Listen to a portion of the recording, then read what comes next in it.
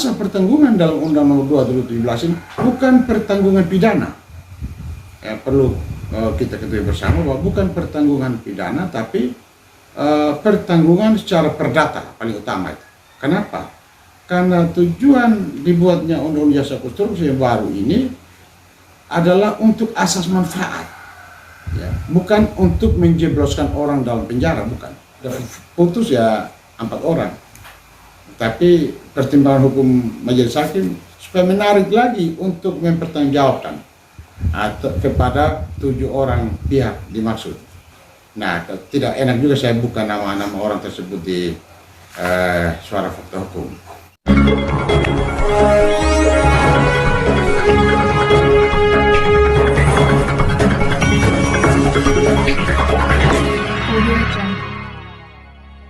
Pemirsa Suara Fakta Hukum, pada saat ini kami sedang berada di kantor advokat Bapak Nicholas Kelomi Esa.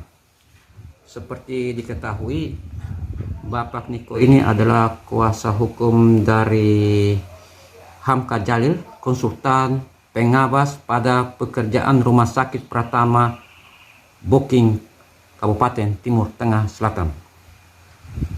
Beberapa waktu lalu, Pengadilan Tipikor Kupang, tepatnya pada hari Rabu tanggal 19 Maret 2025, telah menetapkan putusan terkait perkara tersebut. Pak Niko, ya. Selamat pagi. Pagi. Bisa menjelaskan terkait dengan putusan majelis hakim terhadap klien Bapak, dalam hal ini Hamka Jalil, seperti apa? Baik, pertama-tama saya harus memberikan apresiasi dan penghargaan kepada saudara Jack dari Suara Fakta Hukum. Nah, karena Suara Fakta Hukum tetap konsisten untuk memfollow up perkara ini hingga pada putusan Pengadilan Negeri Kupang. Ya, terima kasih Om Jack. Nah, selanjutnya tentang pertanyaan dari Suara Fakta Hukum tentang status klien saya, yakni Bapak Hamka Jalil. Pertama, proyek ini dikerjakan pada tahun 2017, proyek Rumah Sakit Pratama Boking, Timur Tengah Selatan. Nah, kontraktor PT Tangga Batu Jaya Abadi sebagai kontraktor pelaksana sudah menandatangani kontraknya pada tanggal 11 Oktober 2017, dan selanjutnya pada hari itu pun mereka langsung melaksanakan pekerjaan utama itu, yakni cut and fill, ya, mereka potong gunung dan melakukan urugan. Nah, selanjutnya baru beberapa hari kemudian, yakni pada tanggal 16 Oktober 2017, klien saya Hamka Jalil sebagai kontraktor atau konsultan pengawas dari CV Desakon, ya, dari CV Desakon menandatangani kontrak untuk melakukan pengawasan. Nah, yakni pada tanggal 16 Oktober tadi. Nah, selanjutnya pada hari esoknya baru klien saya ke lokasi atau ke tempat yang sudah terjadi cut and fill ini. Itu pekerjaan sudah berjalan kurang lebih 1 minggu. Ya, pekerjaan cut and fill ini sudah berjalan selama 1 minggu. Dalam hitungan klien saya, pekerjaan itu sudah terlaksana kurang lebih sekitar 50% cut and fill. Nah, selanjutnya klien saya melakukan pengawasan intens terhadap pekerjaan Rumah Sakit Boking ini. Bahkan pada proses cut and fill ini, karena urugannya atau fill atau urugannya itu, saya punya klien melihat bahwa ini kedalaman urugannya kurang lebih sekitar 23 meter.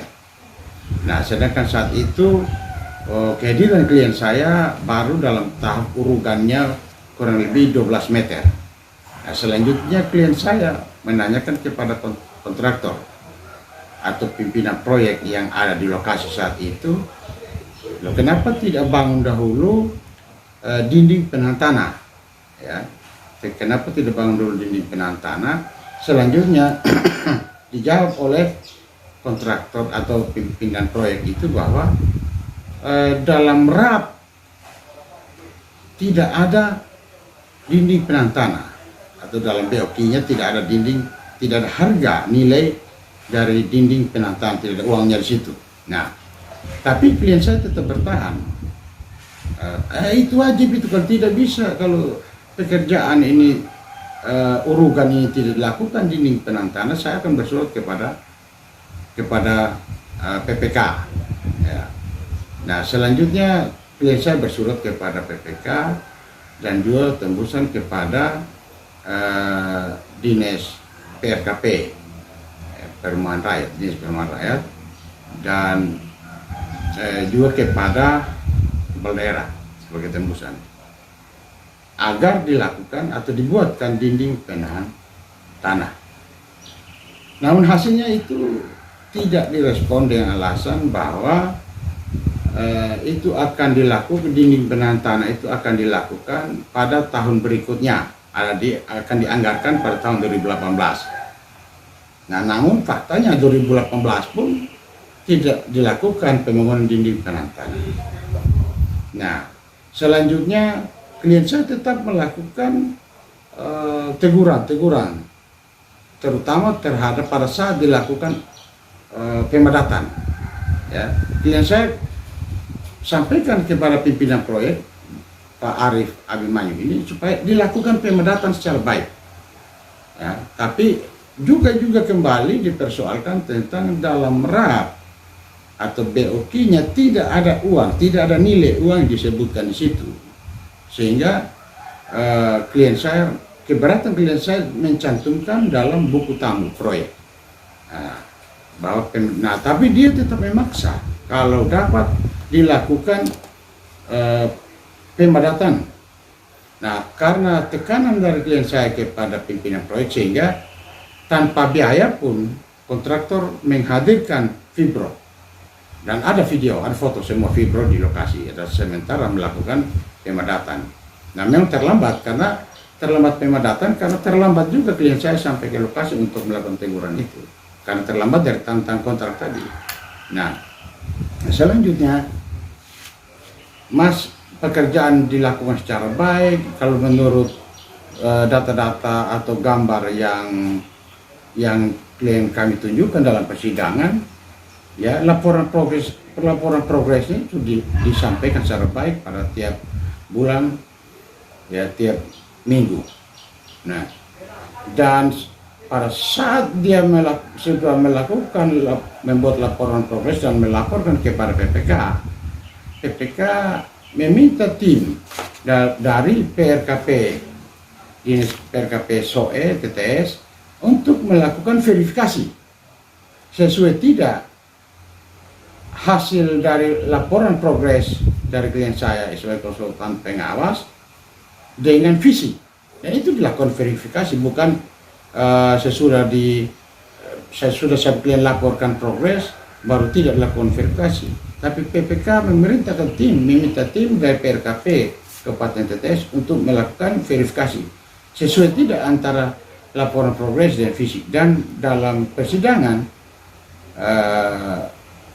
tim dari PRKP atau pegawai dari PRKP TTS yang melakukan pemeriksaan verifikasi di lapangan menyatakan sesuai.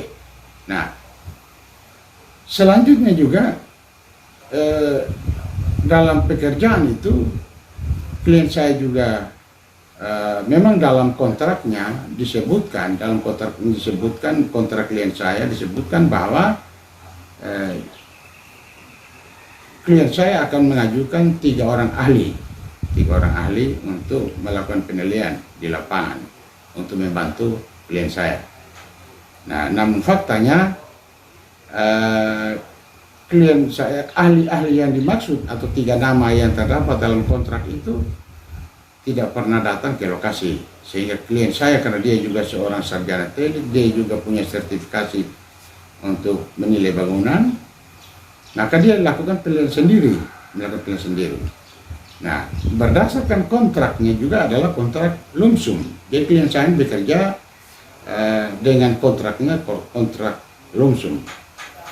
Nah, sedangkan kontraktor PT Tangga Batu Abadi ini, mereka kontraknya adalah kontrak gabungan atau lump sum dan unit price.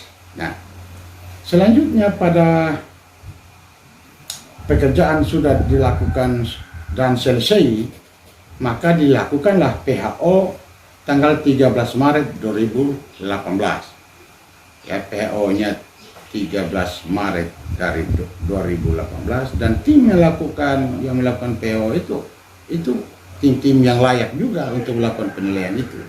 Dari PLKP ada juga itu. Nah, selanjutnya dalam tenggang waktu kurang lebih 11 bulan dilakukan FHO. FHO itu yakni pada tanggal 29 Januari 2019. Nah, ini kan 11 bulan.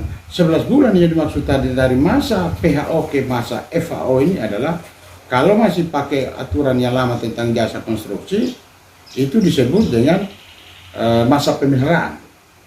Nah, selanjutnya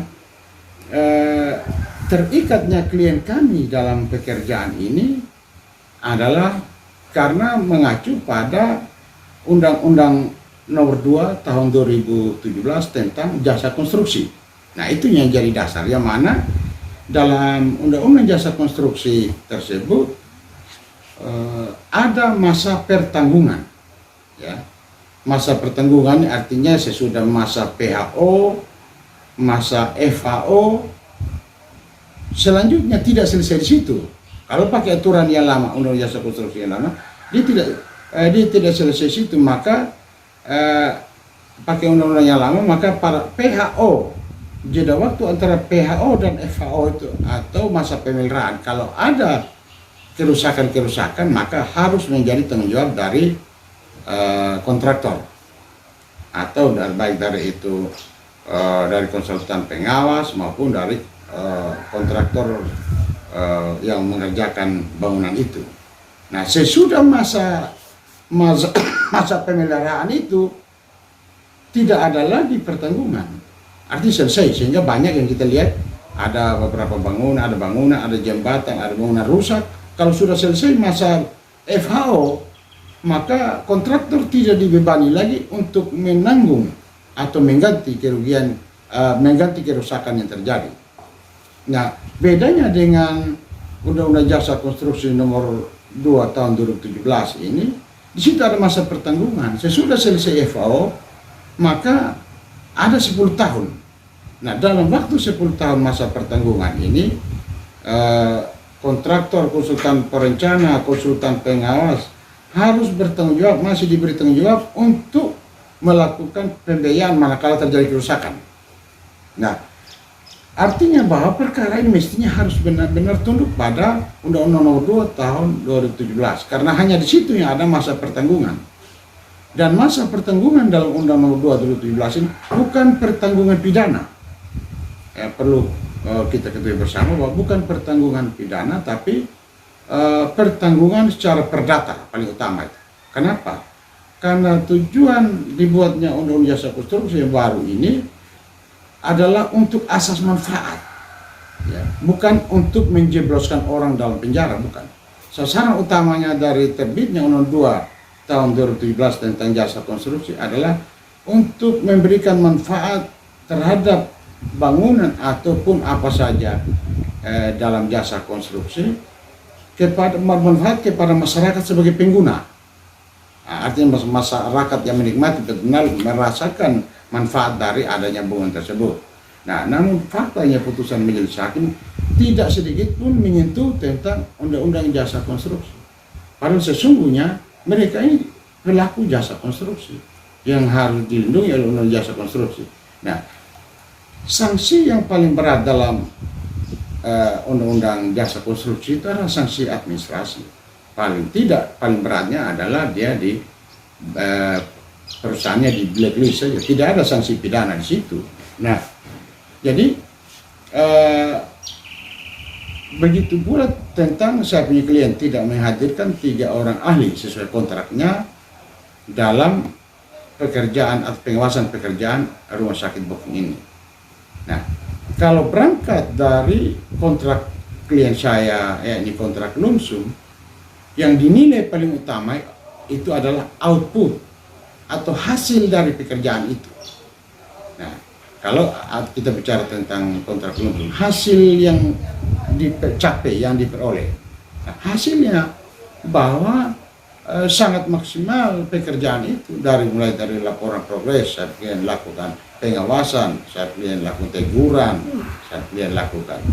Nah, arti outputnya adalah pekerjaan selesai dan bermanfaat untuk masyarakat.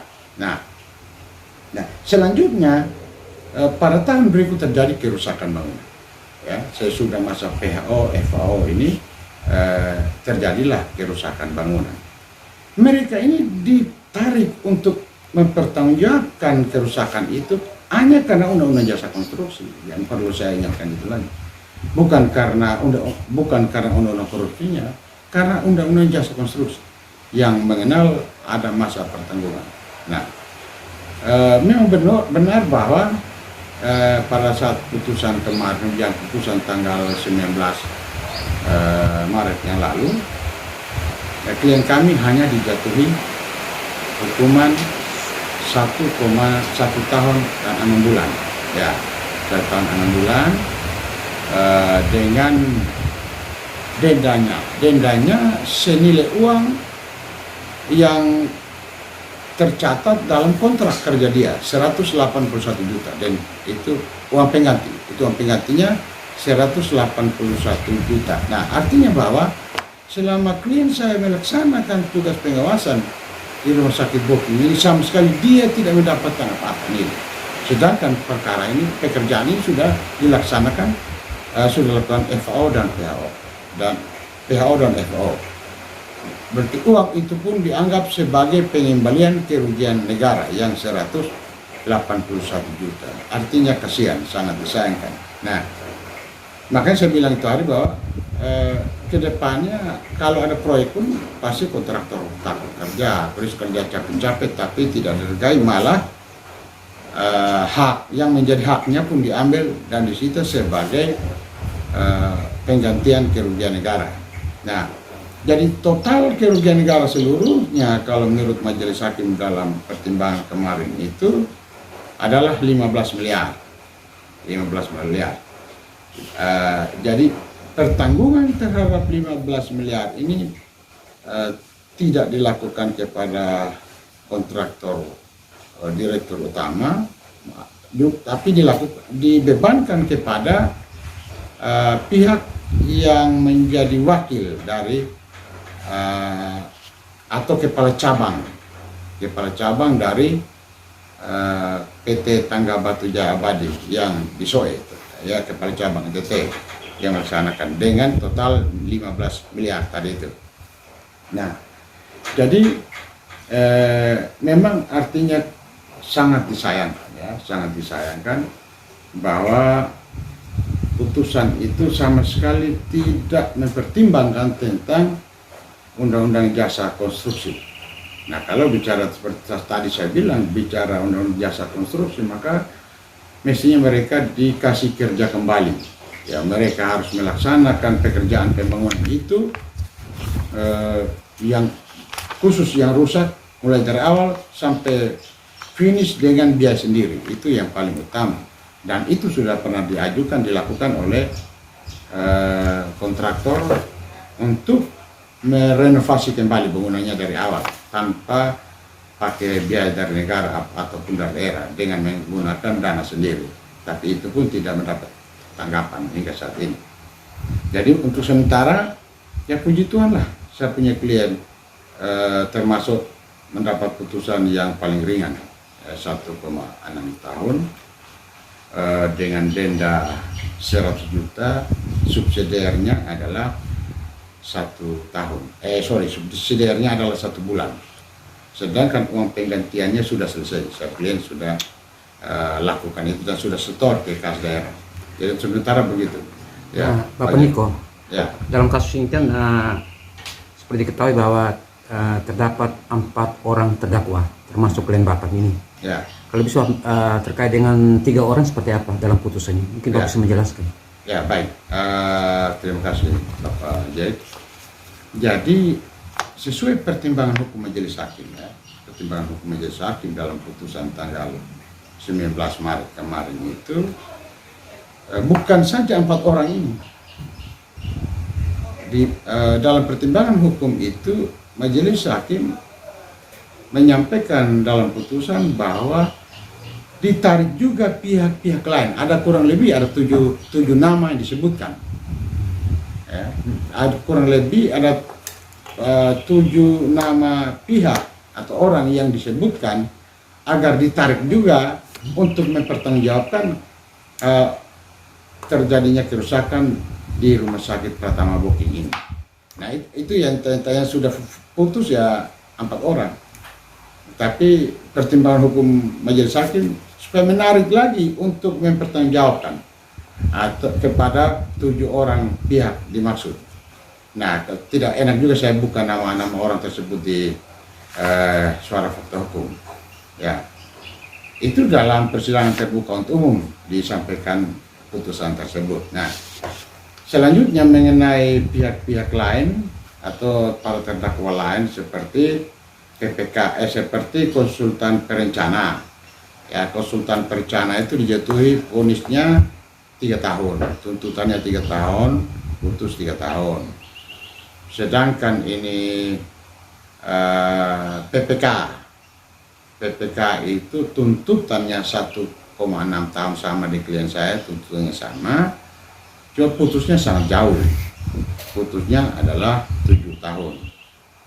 Nah, sedangkan kontraktor atau direktur utama PT Tangga Batu Jaya Abadi ini putusnya 1 tahun karena dalam putusan itu atau dalam persidangan mereka mampu membuktikan bahwa aliran dana itu benar masuk ke rekening perusahaan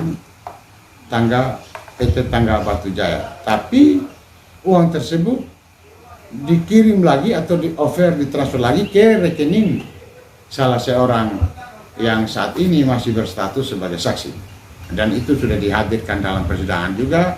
Dia mengakui bahwa benar uang itu masuk ke rekening dia, sehingga karena kesalahan dari direktur utama tersebut putusan itu hanya sebatas kepada dia mengalihkan pekerjaan itu kepada orang lain.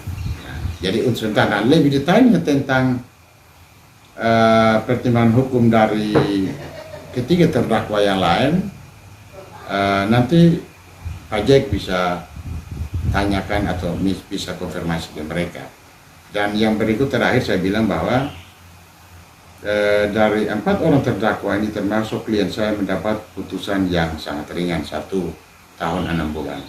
Untuk itu, walaupun saya tadi keberatan artinya tidak sependapat, ya, tapi karena klien saya sudah menyatakan menerima putusan, akhir kata saya bisa bilang bahwa terima kasih banyak kepada Majelis Hakim Yang Mulia Pengadilan Negeri Kupang yang menyidangkan perkara ini dalam tindak pidana korupsi, perkara Rumah Sakit Pratama Booking TTS. Ya, terima kasih Majelis Hakim.